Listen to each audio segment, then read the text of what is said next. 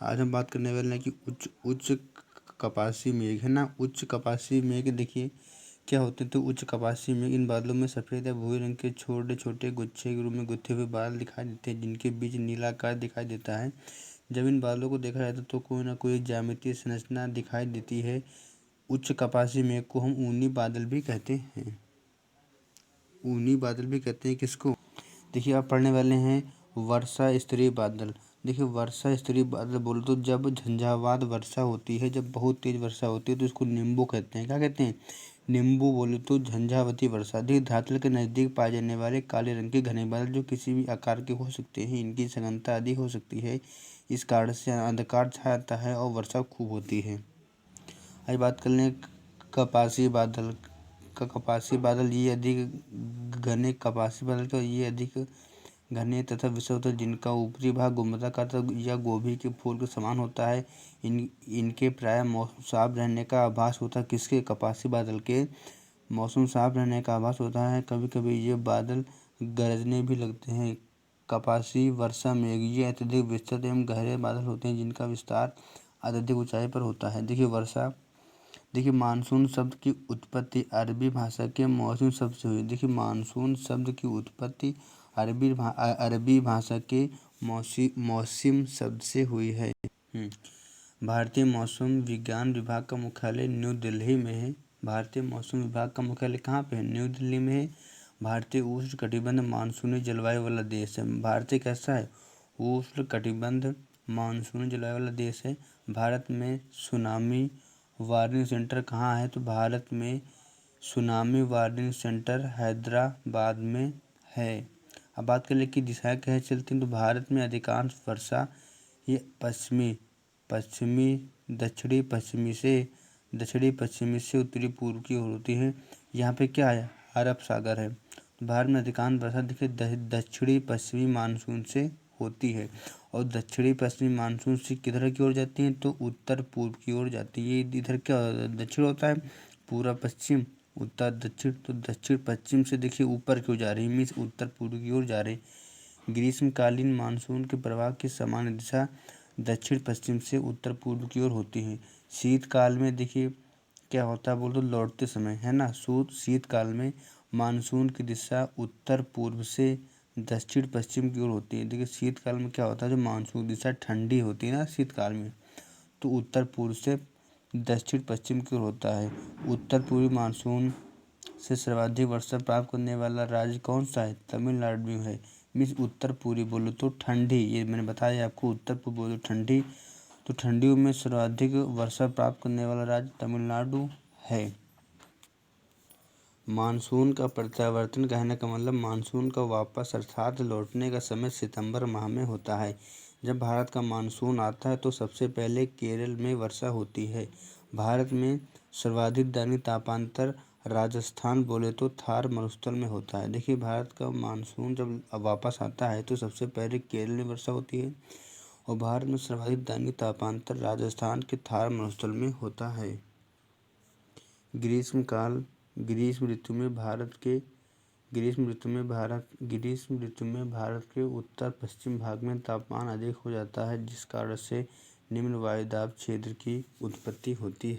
देखिए जब ग्रीष्म ऋतु की बात आ जाए तो ग्रीष्म ऋतु में क्या होता है, असल में जो भारत के उत्तरी पश्चिमी बोले तो उत्तरी और ये पश्चिमी भाग में क्या होता है तापमान अधिक। जब तापमान ज़्यादा हो जाएगा तो गर्मी होगी तो क्या होगा, निम्न वायुदाब होगा। तो वही लिखा है जिस कारण से निम्न वायुदाब हो जाता है। चलते हैं इसको। हिंद महासागर में ग्रीष्म ऋतु में भारत के उत्तरी पश्चिमी भारत के अपेक्षाकृत ठंडा रहने का कारण उच्च वायुदाब की स्थिति बनती है। हिंद महासागर में ग्रीष्म ऋतु में भारत के उत्तरी पश्चिमी भाग के अपेक्षाकृत ठंडा रहने के कारण क्या है, उच्च वायुदाब क्षेत्र की स्थिति है। वर्षा ऋतु में देश के अधिकांश भागों में हवाओं के प्रवाह की दिशा दक्षिण पश्चिम से उत्तर पूर्व की ओर होती है। वर्षा ऋतु में देश के अधिकांश भागों में हवाओं के प्रवाह की दिशा दक्षिण पश्चिम से उत्तर पूर्व की ओर होती है। भारत में सर्वाधिक वर्षा जून सितंबर माह के मध्य होती है। देखिए भारत में सर्वाधिक वर्षा कब होती है, तो भारत में सर्वाधिक वर्षा जून से सितंबर माह के मध्य होती है, जिसका कारण दक्षिणी पश्चिमी मानसून पवनों का होता है। विश्व का सर्वाधिक वर्षा वाला स्थान मासिक नाम मेघालय में है और सबसे कम वर्षा वाला स्थान लेह या लद्दाख में है। अगर बात कर ले कि अगर हम सबसे दूरी पर स्थित देखिए, ये ध्रुव होता है, ये क्या होता है, विश्व रेखा लाइन होती है। तो विश्व रेखा लाइन सबसे दूरी पर क्या होता है, अंटार्कटिका होता है। सबसे ज़्यादा दूरी पर या सबसे छोटा महाद्वीप क्या, हाँ, सबसे दूरी पर क्या होता है, अंटार्कटिका होता है। सबसे दूरी पर कौन होता है, अंटार्कटिका महाद्वीप होता है वो, अंटार्कटिका देश होता है। अगर बात कर लेंगे सबसे छोटा महाद्वीप कौन सा है, ये ऑस्ट्रेलिया है। सबसे छोटा महाद्वीप कौन सा, ऑस्ट्रेलिया। सबसे बड़ा महाद्वीप कौन सा तो है, एशिया है। और बात कर लें कि तो चंद्रगुप्त प्रथम के काल में राजा रानी प्रकार के नियमित सिक्के चलवाए गए थे। सक्रिय द्वीप कौन सा, तो बैरन द्वीप है ना। और एल्ब्रुस पर्वत कहाँ पे है, तो यूरोप रूस में है। अफ्रीका का सबसे ऊंचा पर्वत कौन सा है, एल्ब्रुस रूस है। अगर प्रमुख ज्वालामुखी की बात कर लें तो एल्ब्रुस कहाँ पे, ईरान में है। माउंट रेनियर कहाँ पे, यूएसए में है। विसुवियस कहाँ है, इटली है। पोपोकैटिपटल मैक्सिको में है। मियोन फिलीपींस में है। माउंट इरेबस कहाँ है, अंटार्कटिका में है। क्राकाताओ इंडोनेशिया है। बिलार्टिका कहाँ पे, चिली में है। चीड़ों की चांदनी निर्मल है। चिड़ैया रैन बसेरा विद्या निवास मिस्र है। समय के पाँव माखनलाल चतुर्वेदी।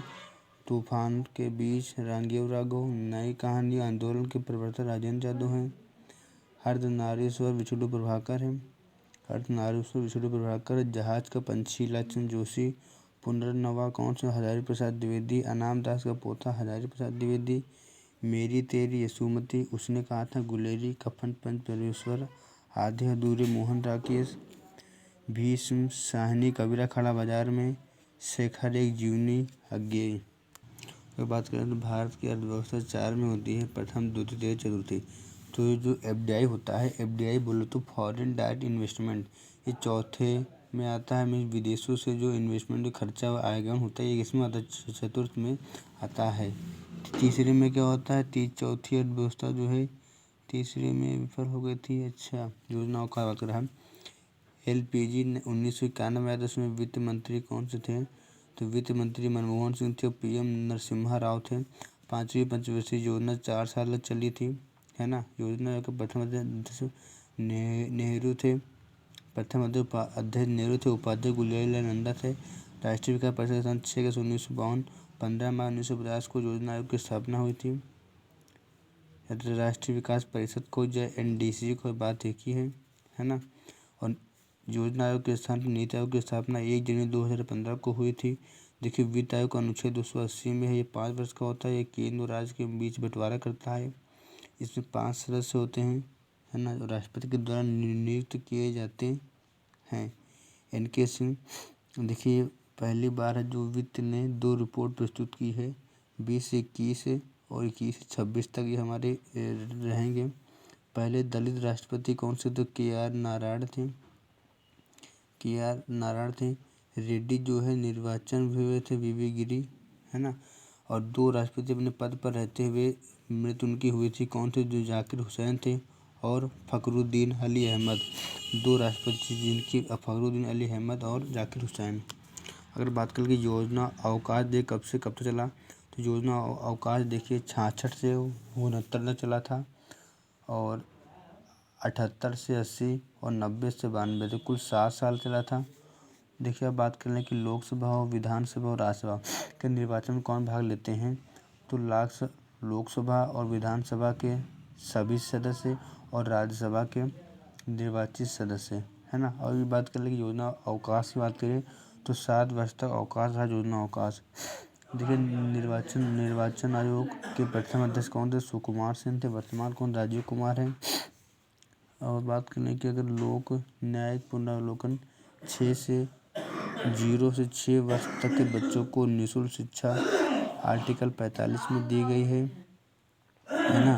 अंतिम मूल कर्तव्य कौन सा था, अंतिम मूल कर्तव्य जो है 6 से 14 वर्ष तक बच्चों को स्कूल भेजना था, है ना। अंतिम मूल कर्तव्य 11 जोड़ा गया था। आर्टिकल 21 में क्या है, आर्टिकल 21 में जीवन का अधिकार है और 21 के ए में शिक्षा का अधिकार है। और जो आखिरी मूल कर्तव्य जो जोड़ा गया था ये 21 के ए में, ये 66वां संशोधन 2002 द्वारा 6 से 14 वर्ष तक के बच्चों को उचित शिक्षा दी जाएगी। अगर बात करें कि किसको उसमें देता है, हाई कोर्ट को, तो हाई कोर्ट को देखिए किस में दी जाती है और सुप्रीम कोर्ट को किस में दी जाती है रिट जारी करने की शक्ति। बात करें कि परमादेश बोले तो अपर जो है अपर अधिकारी होता है और नीचे लोअर को अपना आदेश देता है, उसको कहते हैं परमादेश। अधिकार परीक्षा में उसका एक एरिया होता है कि उस एरिया के ही अंदर काम करेगा। बात कर ले स्थानीय निकाय, तो स्थानीय निकाय के अंतर्गत नगर पंचायत, नगर पालिका का चुनाव होता है वो किसके द्वारा होता है, स्थानीय निकाय के द्वारा होता है। लेकिन जो लोकसभा, विधानसभा, राष्ट्रपति, उपराष्ट्रपति का चुनाव होता है वो केंद्र के द्वारा ही होता है। विधानसभा किसके द्वारा, केंद्र के द्वारा होता है। और निर्वाचन आयोग में 3 लोग होते हैं, एक मुख्य होता है और 2 कौन से होते हैं, 2 अन्य होते हैं। तीसरी पंचवर्षीय योजना क्या हो गई थी, तीसरी पंचवर्षीय योजना विफल हो गई थी। देखिए 1951 से 56, 51 से 56। देखिए हर जो योजना 5 वर्ष तक चली थी, हर योजना 5 वर्ष चली थी, लेकिन जो है 5वीं पंचवर्षीय योजना केवल 4 साल तक ही इसका चली थी।